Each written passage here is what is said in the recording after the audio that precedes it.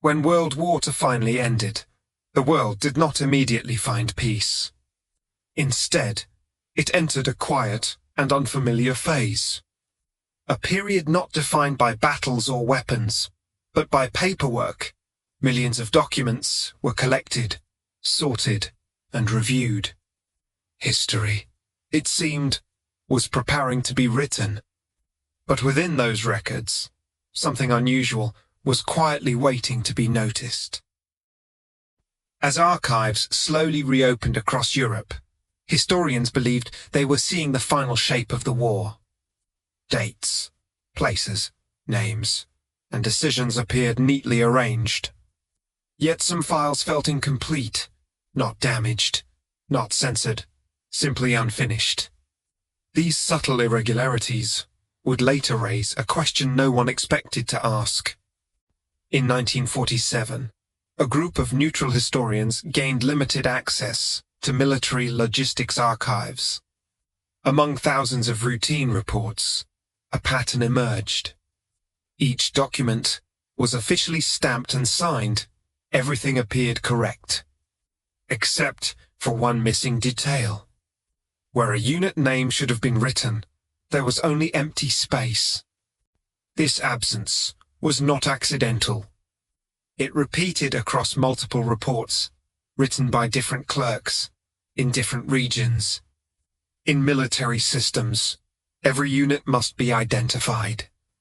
Even temporary formations receive a designation. A nameless unit is not just unusual. It should be impossible. At first, historians suspected administrative errors. Mistakes happened during wartime. But these documents followed the same structure, the same wording, and the same silence. The omission was systematic, intentional. Whatever this unit was, it operated without officially existing. More disturbing still was the timing of these reports. They appeared during moments historians later described as information gaps, periods of retreat, collapse, or sudden transition. Times when command structures were unstable and records were incomplete. Yet this unnamed unit appeared again and again. No veterans spoke of them publicly. No memoir mentioned their name, but on paper, their presence was undeniable. A shadow moving across the margins of official history. Unlike combat units, this group was never recorded during active fighting. They did not advance under fire. They did not hold defensive lines. Their work began only after silence returned, after the gunfire ended, after the outcome had already been decided. Scattered references suggest they arrived hours or days after major engagements, small convoys without visible markings, quiet movements at dawn or late at night. They avoided attention and avoided local command whenever possible. The soldiers wore no identifying insignia. Their equipment was plain and standardized, functional, not impressive. They spoke little. Their presence felt temporary, as if they were never meant to stay long enough to be remembered. A field medic once described them in a private journal. He wrote that they never asked about casualties.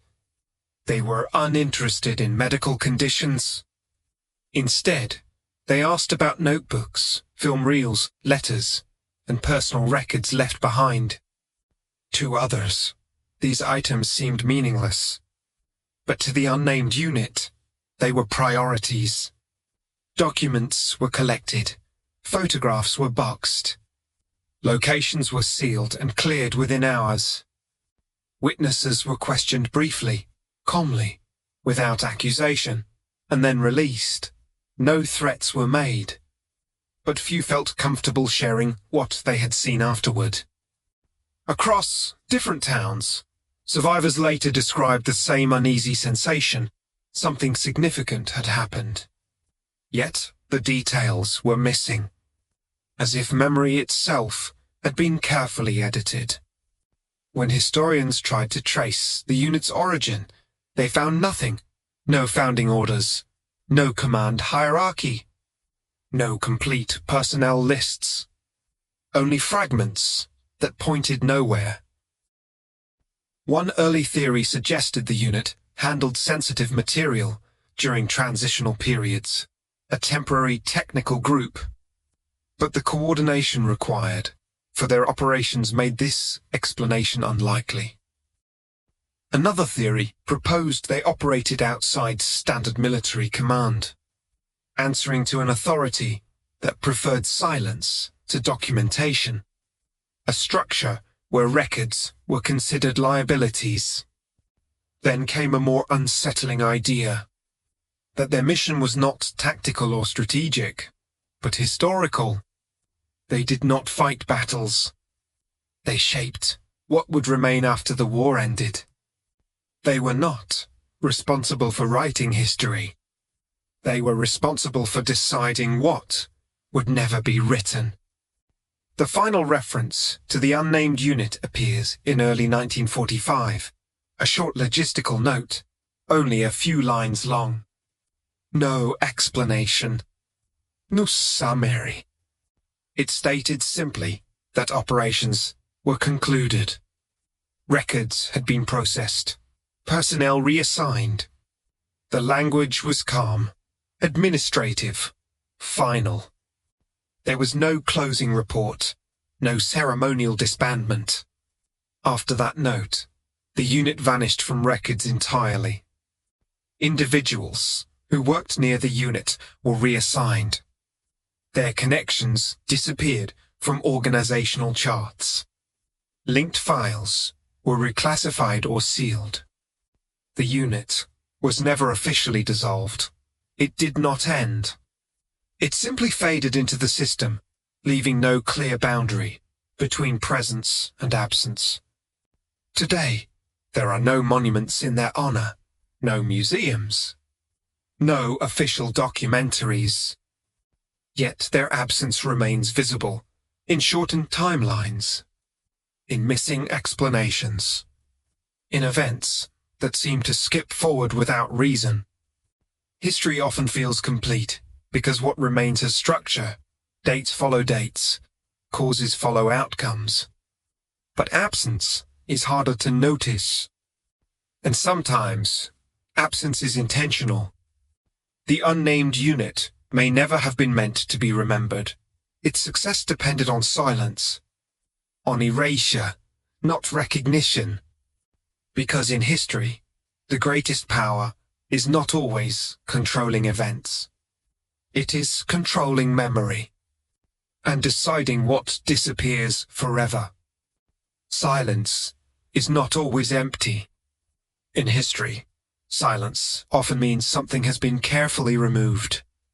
When documents stop abruptly, when timelines jump forward, it suggests intervention rather than accident. Wars are remembered through what survives. Official reports, photographs, testimonies, but survival is selective. What remains is often chosen, shaped long after events have ended. The unnamed unit existed entirely within that selection process, not acting on the battlefield, but working quietly within the aftermath, where memory began to solidify. They appeared when chaos settled, when people started to speak, to write, to record what they had lived through. Their arrival marked a transition from experience to history. Once records were gathered, reorganized, or removed, events became simpler, cleaner, easier to summarize. Complexity faded, replaced by official clarity. This does not mean history is false. It means history is incomplete, constructed from fragments deemed acceptable to survive. Across different nations, similar mechanisms existed. Control did not always require force. Sometimes it required patience, organization, and paperwork. The unnamed unit left behind no testimony of its own, no interviews photographs. Only indirect traces, scattered across unrelated files. In this way, absence becomes a signature, a pattern visible only when enough fragments are compared side by side. Historians are trained to read what is written. Fewer are trained to read what is missing. A missing page may be more important than a preserved one. A deleted sentence may reveal more than a paragraph that remains. The Unnamed Unit understood this principle intuitively. Their work did not demand attention. It demanded invisibility. By the time post-war narratives were established, their task was complete. Public memory had already settled into place. Years later, researchers sensed something was wrong. Not because evidence contradicted itself, but because it aligned too perfectly. Smooth timelines can be comforting, but reality is rarely smooth. Sudden clarity often hides earlier confusion. The Unnamed Unit operated where confusion might otherwise have remained visible. Their disappearance ensured continuity, a past that could be taught, summarized, and remembered without hesitation. They did not remove history. They reduced it, condensed it into something manageable. And what remains manageable is rarely questioned. Today, these mechanisms are difficult to trace. Time smooths edges, archives close, witnesses fade, yet patterns remain for those willing to notice silence. Not every mystery ends with discovery. Some end with understanding why discovery was never meant to happen. Not every mystery ends with discovery. Some end with understanding why discovery was never meant to happen. Perhaps the Unnamed Unit succeeded completely. Their absence remains intact decades later. No confirmation, no denial, only quiet continuity. History moves forward, carrying its gaps with it.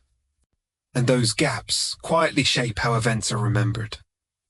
Because memory does not depend on everything that happened, only on what was allowed to remain. The Unnamed Unit asked one question above all others. Not what should be remembered, but what could be.